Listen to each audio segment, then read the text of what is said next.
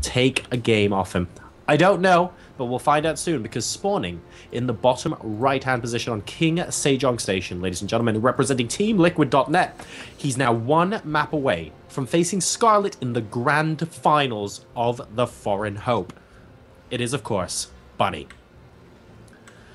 And his opponent, spawning in the top left-hand position as the red Protoss player, luckless in this tournament despite taking some maps off some really good players and showing us some good gameplay overall. He's got one more chance to show us he can win against some of the best. Representing Vega Squadron, it's DmC. So DmC, it didn't go too well for him in the last game. He went for a Blink Stalker aggressive play, and unfortunately for him, Bunny got a money scout out, saw the blink come straight away through, and then it was gonna be very, very tough times after that. However, this is another game. It's on a two-player spawn map. Bunny isn't 2-raxing him, which is something that obviously you could see here, although probably not against Protoss. Yeah, this is gonna be exciting to see how this goes. If Bunny wins, remember, he faces off against Scarlet in the grand final, which will be occurring next week. It was meant to happen straight after this series, but due to Scarlet having commitments with WCS America, I hear that's a pretty important tournament. Yeah, it is. If she wins, she can go off to BlizzCon as well. So yeah, man. It is very, very important for her, and that's of course why Rotterdam isn't here today as well. But yeah, the difference between first and second is $600. First place gets $1,200. Second place $600. The difference between getting second and coming in third, fourth for Bunny is a lot more than that. $600 for second, $240 for third and fourth. That's a big step.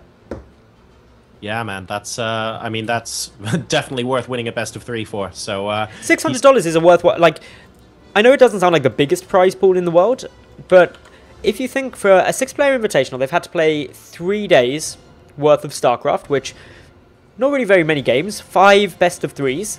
If you walk away with $600, yeah, that's pretty good. That's a good payday in terms of the amount of time and effort you put in, no matter what business you're in, let alone esports. So, and that's a minimum of $600 as well, don't forget. If you get in the finals, you could go up to $1,200, which is a very nice payday. Can't complain about that at all. We've got the Mothership Core popping out now for DmC. Will be able to chase the SCV outside of his base. In the meantime, Bunny just casually plonking his command center on the low ground. And it's actually a very, very long way on this map between the main and natural. So floating it over from the main just takes that much longer. And, well, no real threats coming in, to be perfectly honest. The Mothership Core is on its way. You've got a Reaper as well, going to try and do a little bit of harassment. But a Stalker will be able to keep him honest. No, just looking around. Not too much really to be concerned about for either side. They're both getting down their natural bases. We could be going into a bit of a longer game here, although there is a Protoss player, so 2 base all-ins are certainly quite likely. Yep, it's possible. Well, that you've also got... Ooh, hello, Mothership Core picking out that SCV, building the natural. There you go. That's one of the disadvantages of moving onto the low ground there. It might be slightly frustrating. Notice the Mothership Core didn't try to pick apart the SCVs that were by the bunker, because they could just head in there if they wanted to. He's instead going to be going for the SCV building the factory, and it looks like he's going to get it as well. Yes, he does. Manage to do it. Could even get a second one here. Bunny definitely wants that factory. The Marines aren't out yet because of the fact that Reapers came out initially here. Ooh, and that's way too many Marines. Yeah. Yep. Very nice surprise attack there from Bunny, saying, okay, yes, you killed 2 of my workers, you delayed my command city, you delayed my factory, I'm going to delay your life just a little bit and pick off this Mothership Core here. So, nice little pick off there. And the Twilight Council, by the way, is now completed for DmC, and the Reaper, once again, sees absolutely everything. That was possibly the earliest scout of a Blink Chrono Boost I have ever seen in a game of StarCraft. It came literally as the Twilight Council finished, so Bunny now knows what's up. He's already going a lot more tech heavy than he was before, and he's going to be looking for some mine drops. 1 in production, a medevac should be coming out of this starport, plus those Marines. And it's a smart play, because he knows that going for that Twilight Council, an Observer is going to be delayed a little bit. Might have a good shot. Yeah, I think... well, we're once again in a situation where Bunny has a big read on what DmC is doing. And then the question becomes, what is DmC's follow-up? Is he instead going to be going for a lot more gateways this game and just going ahead with the blink hole in anyway? Or is he going to do what it looks like he's going to do, which is the same thing as last game, just stick to the 3 gateways for now, and try and defend this? last game, unfortunately, didn't go too well for him, but maybe he put that down to micro mistakes, and he's happy to do the same again and try and defend a third. We'll see. But third's a little bit tricky to hold on this map. Yeah, it's definitely harder to hold a third base as a Protoss player on this map compared to Overgrowth, just because of the positioning. Mine Drop is going to be coming across now. There will be an observer in plenty of time. DmC doesn't have... Oh no, he saw the factory, so maybe he guessed this is a possibility. He's rallying that first observer back, so he should be safe from the mines. At least the main natural will be a little bit exposed. Yeah, it's just a single mine in that medevac at the moment. Nothing too out of the ordinary there. And oh, very, very nice instant. Oh no, what are you doing, Sacrificial Pro? Okay. So there we go. Everyone else can get back to mining. Nothing to see here. One of your colleagues may have just died in a rather horrible way, but we have an observer on the way, so chill out. The days since industrial accident counter must be incredibly low for Starcraft race. That wasn't an industrial accident, man. That was very much an industrial on purpose. An industrial murder. Yeah, that was an industrial. Hey, Fred, why don't you go check out that cliff over there? That's exactly what that was. How could it be? It can't really be classed as a murder, though, if you think about it, because that mine was just sitting there. Like, if you step on a mine, unless your boss planted the mine there, surely it is a bit of an accident. It's true. Like, it's actually the boss at the other company that planted it there. So really, it's industrial sabotage is what corporate espionage. Yeah, there you go. Yeah, yeah, exactly. So, well, picking off a couple more units out in the middle of the map here as DmC looking to make his presence known. Total number of gateways he has at the moment, by the way, is still the 3, but he has got 2 more on the way, and he's warping in more units here at the back rocks at the natural expansion. It's a nice angle to go in at here. You can get into a good siege up position. Note the 2 bunkers are defending for the normal entrance to the natural. There's 2 tanks, though. And let us not forget, tanks are pretty potent up against small groups of Blinkstalkers. He has to get in and then immediately blink on the high ground and take out the tanks within the first few seconds of the engagement, basically. And here we go. Whoa, and the tanks definitely spotted. There's the blink. One tank. There we go. 2 tanks. And the third one is still on the ramp, so I don't think this is going to be fine.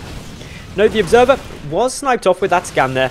DmC is down to just a mere 9 stalkers, although only 5 of them are currently in the base. The rest are getting warped in. The SCV is going to block these stalkers, actually, so they've got nowhere to blink away to. It does mean that a couple of more SCVs were killed, but it guarantees that these stalkers die. Barney knows that if he picks those off, he's going to be in a very, very nice position.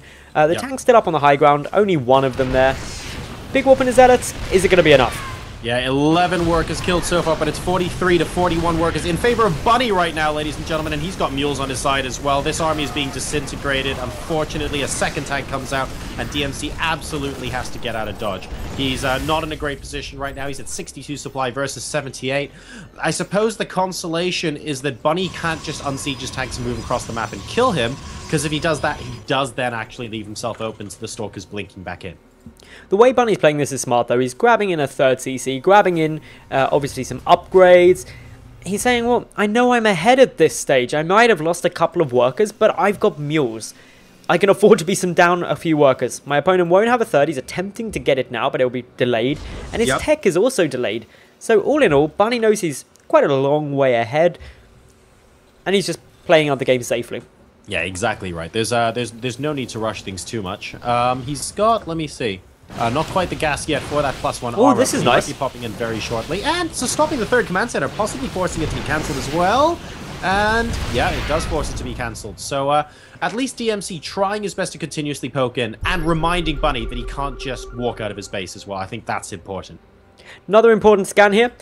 Bunny able to see the 3rd being taken, and this may trigger him to move out and get a bit aggressive, thinking that DmC has cut a few corners and able to afford that. Whoops, needs to be a little bit careful there. And the stalkers will just about get out, but he knows that this is the timing for Bunny to move out. So he has a choice. He can loop around the back and try and continue to harass, but really he's just banking on Bunny continuing to sort of come back and defend. Or he can go back with the stalkers to defend. Either way, things do look a little bit bleak for a Protoss player right now.